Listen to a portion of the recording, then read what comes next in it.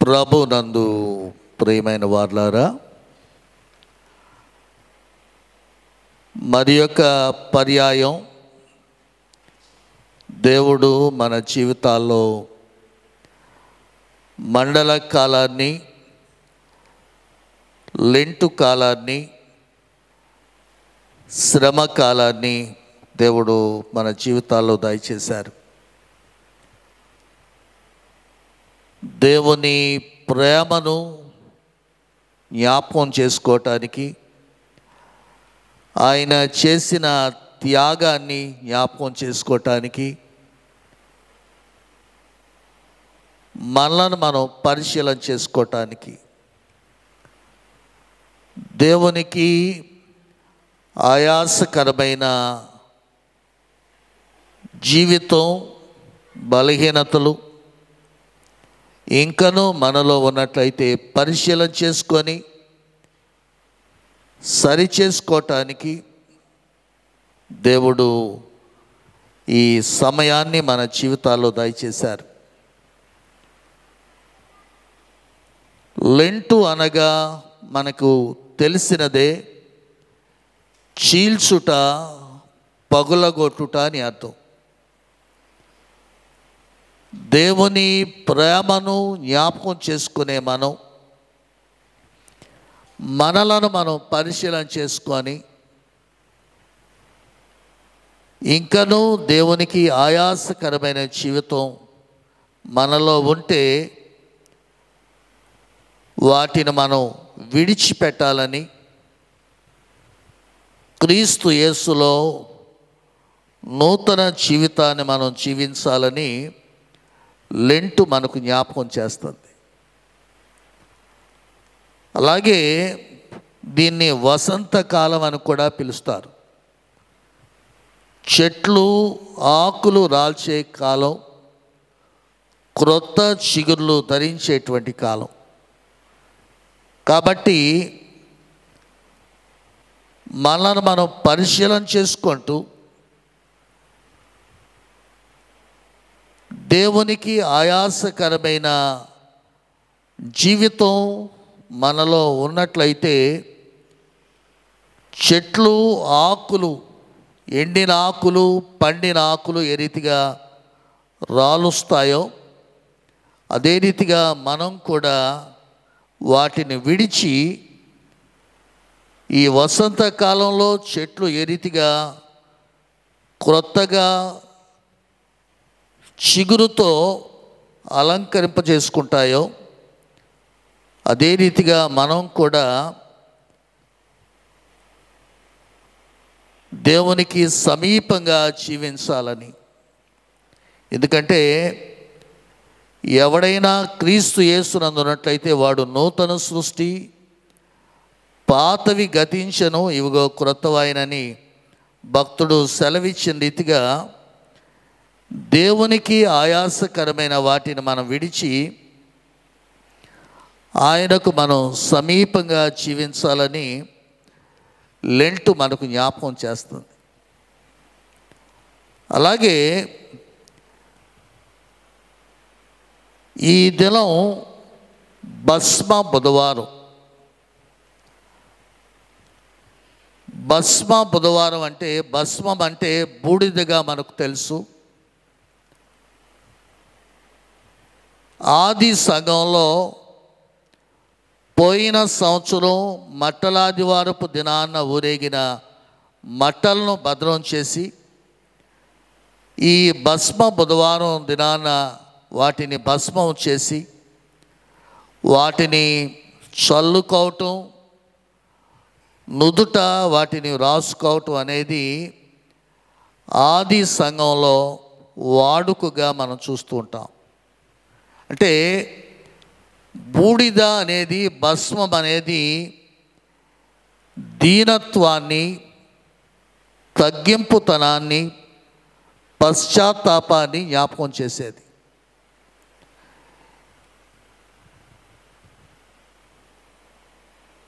Bible గ్రంథాన్ని మనం జ్ఞాపకం చేసుకున్నప్పుడు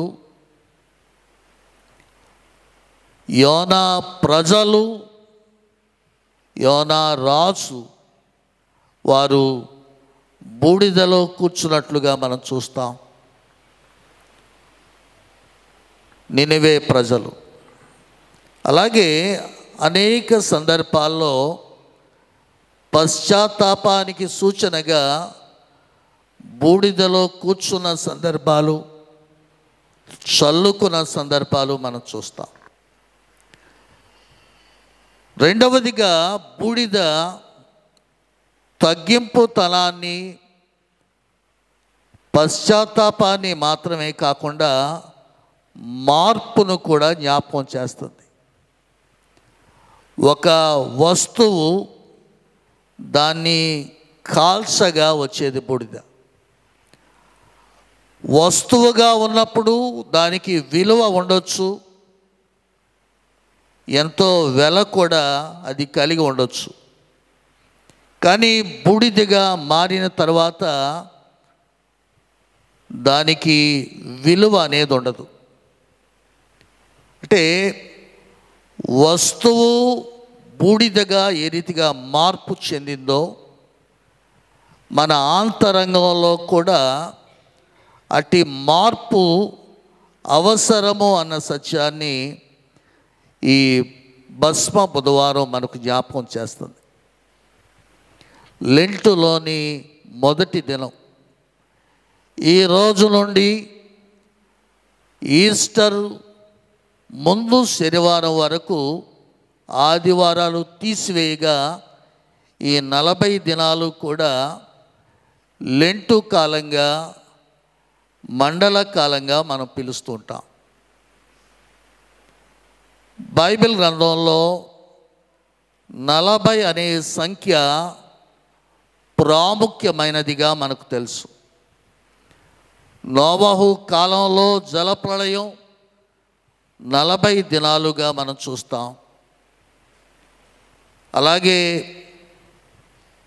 వాగ్దాన దేశాన్ని వేగు చూడటానికి వెళ్ళిన వారు 40 దినాలు ఆ దేశమంతటా సంచరించినట్లుగా మనం చూస్తాం. మోషే దేవునితో 40 దినాలు సీనాయి పర్వతం మీద ఉన్నట్లుగా మనం చూస్తాం. అలాగే ప్రవక్త అయినటువంటి ఏలియా మరణాపేక్షతో బదరీ వృక్షం కింద కూర్చొని, ఇంత మట్టుకు చాలు, నా పితరుల కంటే గొప్పవాణ్ణి కాను అన్నప్పుడు దేవుడు తన దూతను పంపి ఆయనను బలపరిచి ఆ బలముతో అతడు ప్రయాణించి 40 దినాలు ప్రయాణించి హోరేబుకు చేరినట్లుగా రాజుల గ్రంథంలో మనం చదువుతాం. యేసయ్య కూడా 40 దినాలు ఉపవాసం ఉన్నాడు. ఫిలిస్తీ యోధుడైనటువంటి గొల్యాతు 40 దినాలు ఉదయం సాయంకాలం కూడా ఇశ్రాయేలీలతో అతడు సవాలు చేసినట్లుగా మనం చూస్తాం.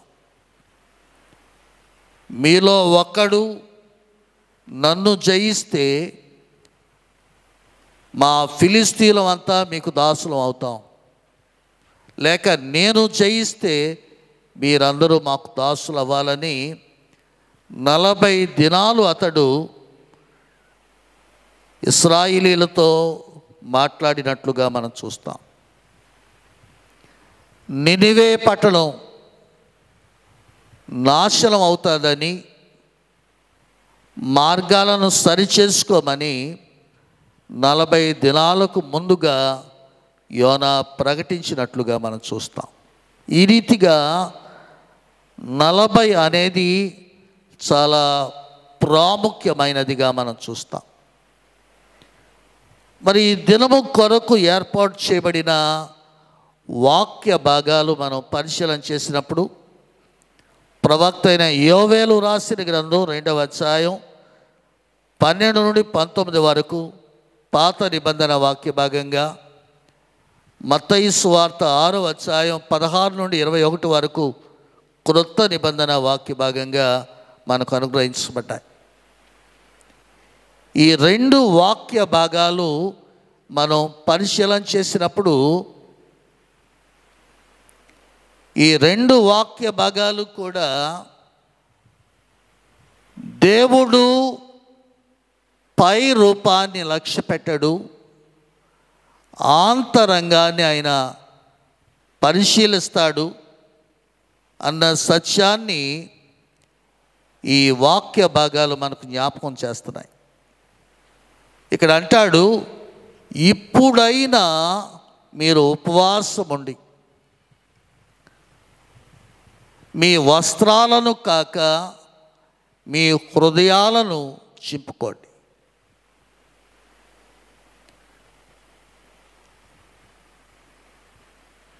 వస్త్రాలను చింపుకోవటం అనేది బాహ్యంగా పైకి కనిపించేది. యోవేలు ఏమంటాడంటే, అది కాదు దేవుడు లక్ష్య పెట్టేది, హృదయాలను దేవుడు లక్ష్య పెడతాడు. కాబట్టి హృదయాలను మీరు సరి చేసుకోండి. ఉపవాసాన్ని గురించి మాట్లాడుతూ మత్తయి సువార్త 6వ అధ్యాయంలో కూడా ఈ మతాధికారులు, మత నాయకులు పైకి భక్తిగా కనిపించాలని వారు బాహాటంగా వేషధారణతో వారు ఈ ఉపవాసాన్ని వారు ఆచరించేవారు. కానీ వాక్య భాగాలు ఏం చెప్తున్నాయంటే, దేవుడు హృదయాలను పరిశీలించేటువంటి వాడు. ఇప్పుడైనను మీరు ఉపవాసం ఉండి మీ వస్త్రాలను కాక మీ హృదయాలను చింపుకోండి అంటాడు. అంటే ఇప్పుడైనను అంటే అంతవరకు మనం జ్ఞాపకం చేసుకుంటే పాత నిబంధన కాలంలో వస్త్రాలు చింపుకోవటం అనేది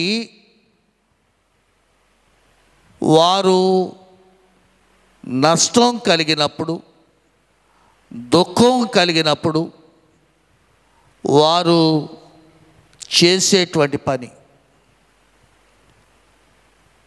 యోసేపును అన్నలు ఇష్మాయిలీలకు అమ్మిన తరువాత అతని అంగీని గొర్రెపిల్ల యొక్క రక్తంలో ముంచి యాకోబు తండ్రికి చూపించినప్పుడు, నా కుమారుని క్రూర మృగం చీల్చివేసింది, అతడు చనిపోయాడని అతడు తన వస్త్రాలు చింపుకొని అంగలార్చినట్లుగా మనం చూస్తాం. కుమారుని కోల్పోయాడు, తనకు కలిగిన దుఃఖాన్ని బట్టి తన వస్త్రాలు చింపుకున్నాడు.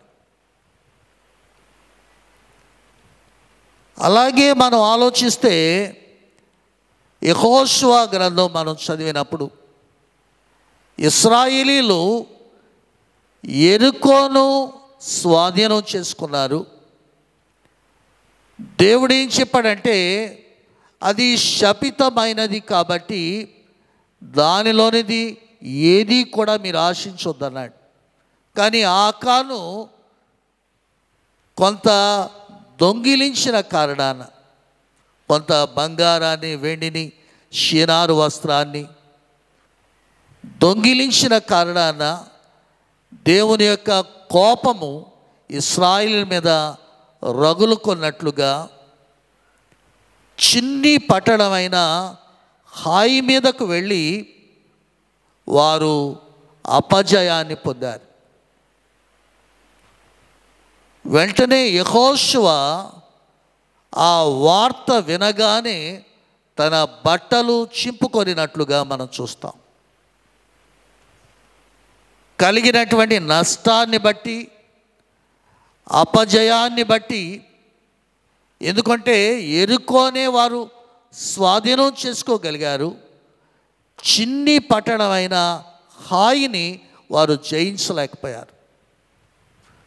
జరిగిన అవమానాన్ని బట్టి, నష్టాన్ని బట్టి, అపజయాన్ని బట్టి వస్త్రాలు చింపుకున్నాడు యెహోషువ. యోబును మనం జ్ఞాపకం చేసుకుంటే మిక్కిలి సంపన్నుడుగా మనకు తెలుసు. కానీ విశ్వాస పరీక్షలో సమస్తాన్ని కోల్పోయాడు. బిడ్డల్ని కోల్పోయాడు, తనకున్న సంపదను కోల్పోయాడు. ఎప్పుడైతే సమస్తాన్ని కోల్పోయాడో యోబు కూడా తన వస్త్రాలు చింపుకున్నట్లుగా మొదటి అధ్యాయం చివరి భాగంలో మనం చూస్తాం. క్రొత్త నిబంధనకు వచ్చేసరికి యేసయ్య న్యాయ విమర్శను గురించి మనం ఆలోచన చేసినప్పుడు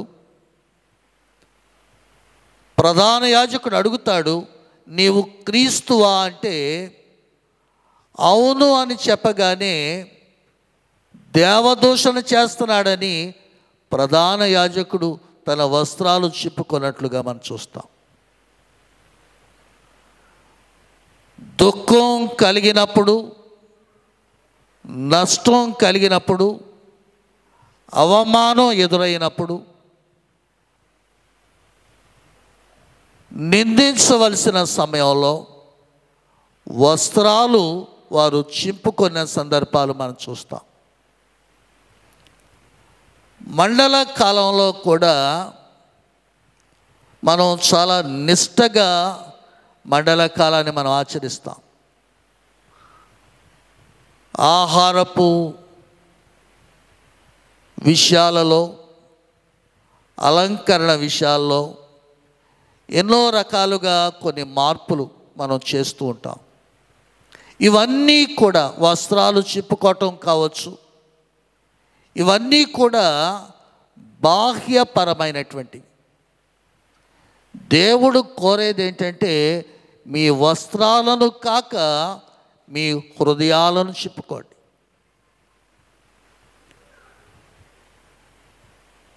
దావీదును అభిషేకించటానికి సమూయేలు యెషయి ఇంటికి వెళ్ళినప్పుడు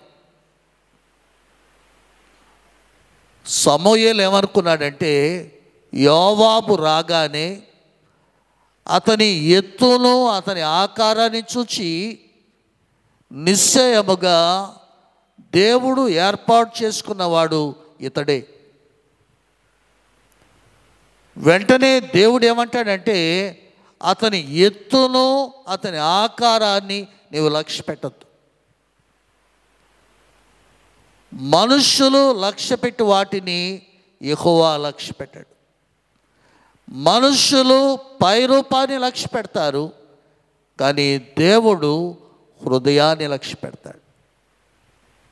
నీవు అతని ఎత్తును చూచావు, అతని ఆకారాన్ని చూచావు, నిశ్చయముగా ఇతన్నే నేను ఏర్పాటు చేసుకున్నాను అనుకున్నావు, కానీ నేను చూచేది ఆంతరంగాన్ని. కాబట్టి ఇక్కడ యోవేలు ప్రవక్త ద్వారా దేవుడు సెలవిస్తున్న వాక్యం ఏంటంటే బాహ్యపరమైన మార్పు నాకు అక్కర్లేదు. పాత నిబంధన కాలంలో బాహ్యపరమైనటువంటి మార్పులు వారు జరిగించేవారు, కానీ నేను కోరుకునేది ఆంతరంగాన్ని. ఉత్తర ప్రస్తుత రీతిగా చదవబడిన వాక్య భాగంలో విరిగి నలిగిన మనస్సును నీవు అలక్ష్యం చేయవు. దేవుడు లక్ష్య పెట్టేది విరిగి నలిగిన మనస్సు అన్న సత్యాన్ని మనం జ్ఞాపకం చేసుకోవాలి. దైవ గ్రంథాన్ని మనం జ్ఞాపకం చేసుకున్నప్పుడు మన దేవుడు వాత్సల్యత చూపేటువంటి దేవుడు, కనికరాన్ని చూపేటువంటి దేవుడు, కృప కలిగినటువంటి దేవుడు. అనేక పర్యాయాలు పశ్చాత్తాపం కొరకు ఆయన పిలుపునిచ్చిన సందర్భాలు మనం చూస్తాం. ఇర్మియా 33వ అధ్యాయం మనం చదివితే,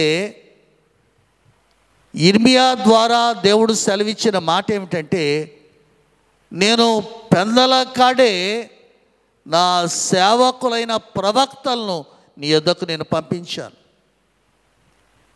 నీ క్రియలను సరిచేసుకోమని, అన్య దేవతలను అనుసరించొద్దు అని, పూజించొద్దని నా సేవకులైన ప్రవక్తల ద్వారా నేను మిమ్మల్ని హెచ్చరించాను.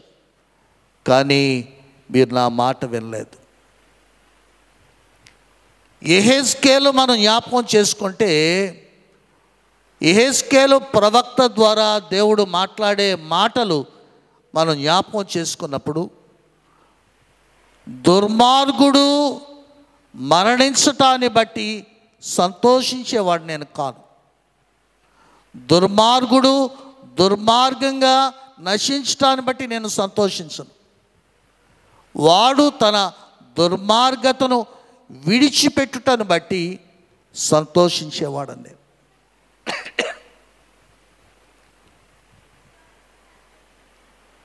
యోనా గ్రంథాన్ని మనం చదివినప్పుడు, నినివే ప్రజలకు యోనా భయపడ్డాడు. కానీ వారి కఠినాత్ములైన ఘోర పాపులైన దేవుని యొక్క హెచ్చరిక ఎప్పుడైతే వారికి తెలియచేయబడిందో, మీ మార్గాలు మీ క్రియలు మీరు సరిచేసుకోండి, లేనట్లయితే 40 దినాలకు దేవుడు ఈ పట్టణాన్ని నాశనం చేస్తాడని ఎప్పుడైతే యోనా ప్రకటించాడో, రాజు మొదలుకొని ప్రజలందరూ పశువులతో సహా ఉపవాస దినాన్ని వారు ఆచరించినట్లుగా మనం చూస్తాం. ఎప్పుడైతే వారు మార్పు చెందారో,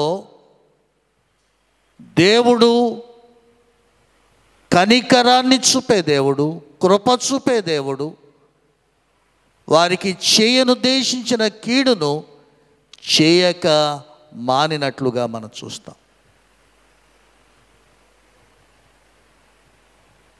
ప్రవక్త అయిన యెషయా రాసిన గ్రంథం 6వ అధ్యాయం మనం జ్ఞాపకం చేసుకున్నప్పుడు, యెషయాకు కలిగిన దర్శనంలో అత్యున్నత సింహాసనం మీద ఆసీనుడై ఉన్న దేవుని చూచాడు.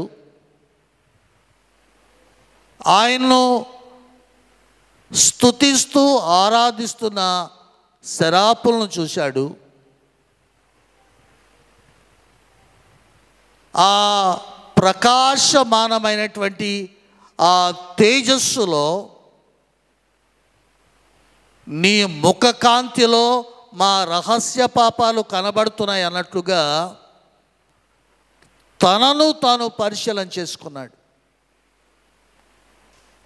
తన హృదయాన్ని పరిశీలన చేసుకొని యెషయా అంటాడు, నేను అపవిత్రుడను, అపవిత్రమైన పెదవులు గలవాడను, అపవిత్రమైన పెదవులు గల జనుల మధ్య నేను నివసిస్తున్నాను. తన హృదయాన్ని పరిశీలన చేసుకున్నాడు. తన నిజ స్థితిని, నేను పాపిని అని అతడు ఒప్పుకున్నట్లుగా మనం చూస్తాం. ఉత్తర ప్రతుత్త రీతిగా చదవబడిన వాక్య భాగాన్ని మనం జ్ఞాపకం చేసుకున్నప్పుడు, కీర్తన 51వ అధ్యాయం, బత్షెబతో పాపం చేసిన తరువాత చాలా కాలం మౌనంగా ఉండిపోయాడు దావీదు. పర్వాలేదు అనుకున్నాడు. దేవుడు మరిచిపోతాడు అనుకున్నాడు. పాపం మాసిపోతుంది అనుకున్నాడు. నాతాను ప్రవక్త వెళ్ళిన తరువాత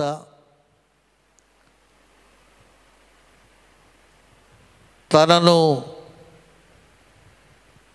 పాపిగా గుర్తించి వ్రాసినటువంటి కీర్తన, నీ కృప చొప్పున, నీ వాత్సల్య బాహుళ్యము చొప్పున నా అతిక్రమాలు తుడిచివేయి. హిస్సోపుతో నన్ను శుద్ధీకరించు, హిమము కంటే తెల్లగా నన్ను పవిత్రపరచు. నీ పరిశుద్ధాత్మను నా యొద్ద నుండి తీసివేయద్దు, నీ సన్నిధిలో నుండి నన్ను తోసివేయొద్దు. అంటే తన స్థితిని గుర్తించాడు. తన స్థితిని గుర్తించి ఒప్పుకొనినట్లుగా మనం చూస్తాం.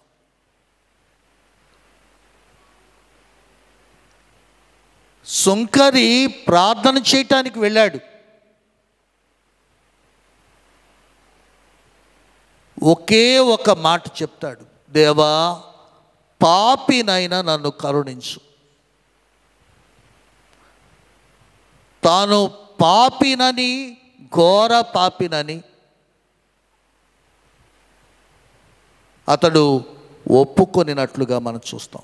చెప్పబడిన ఈ వ్యక్తులందరూ కూడా వారు ఆంతరంగాన్ని పరిశీలన చేసుకున్నారు. తమ యొక్క పాప స్థితిని దేవుని ఎదుట వారు ఒప్పుకున్నారు. యెషయా ఒప్పుకున్నాడు. కారుతో తీసిన నిప్పును చేత పట్టుకొని వచ్చి అతని పెదవులకు దాన్ని తగిలించి, నీ పాపానికి ప్రాయశ్చిత్తం జరిగిందని సెరాపులు మాట్లాడిన మాటలు మనం చూస్తాం. దావీదు ఒప్పుకున్నాడు, క్షమాపణ పొందుకున్నాడు. సుంకరి ఒప్పుకున్నాడు, అతడు నీతిమంతుడుగా తీర్చబడ్డాడు. ప్రభునందు ప్రియమైన వార్లారా, బాహ్యపరమైన ఆచారాలు, అలవాట్లు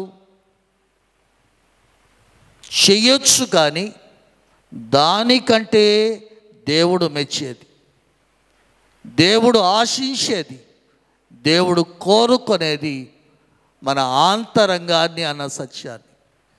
మీ వస్త్రాలను కాక మీ హృదయాలను చెప్పుకోండి. రెండవదిగా మార్పును గురించి కూడా భస్మ బుధవారం మనకు జ్ఞాపకం చేస్తుంది. ఒక వస్తువు దాని విలువ ఎంతైనా ఉండొచ్చు, కానీ దాని కాల్చగా వచ్చిన బూడిదకు విలువ అనేది లేదు. కాబట్టి ఇక్కడ మార్పు అనేది అవసరం అన్న సత్యాన్ని భస్మ బుధవారం మనకు జ్ఞాపకం చేస్తుంది. బూడిద పశ్చాత్తాపాన్ని, దీనత్వాన్ని, తగ్గింపును మనకు జ్ఞాపకం చేస్తుంది. భక్తులైన వారి జీవితాలు మనం జ్ఞాపకం చేసుకుంటే, అబ్రహాము అంతటి వాడు దేవుని ఎదుట తను తాను తగ్గించుకున్నాడు. ధూళి వంటి వాడనైన నేను ప్రభువుతో మాట్లాడ తెగించున్నానంటాడు. భక్తులైన వారందరూ కూడా దేవుని ఎదుట తాము తగ్గించుకున్నారు. కాబట్టి మండల కాలంలో ప్రవేశించినటువంటి మనం భస్మ బుధవారపు ధ్యానంలో పాలు పంపులు పొందినటువంటి మనం దేవుడు దేనిని ఆశిస్తున్నాడంటే మన ఆంతరంగాన్ని ఆయన కోరుకుంటున్నాడు.